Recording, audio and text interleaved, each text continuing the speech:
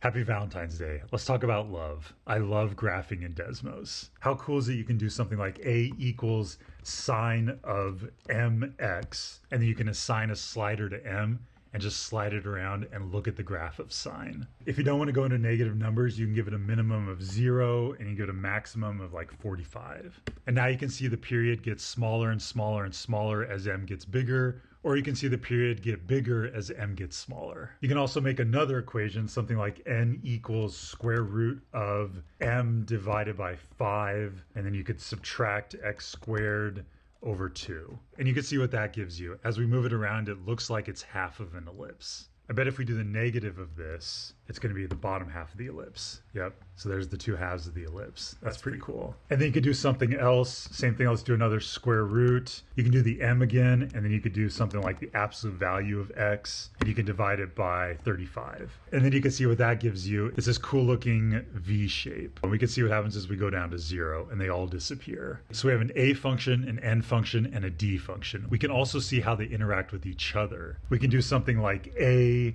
times n plus d.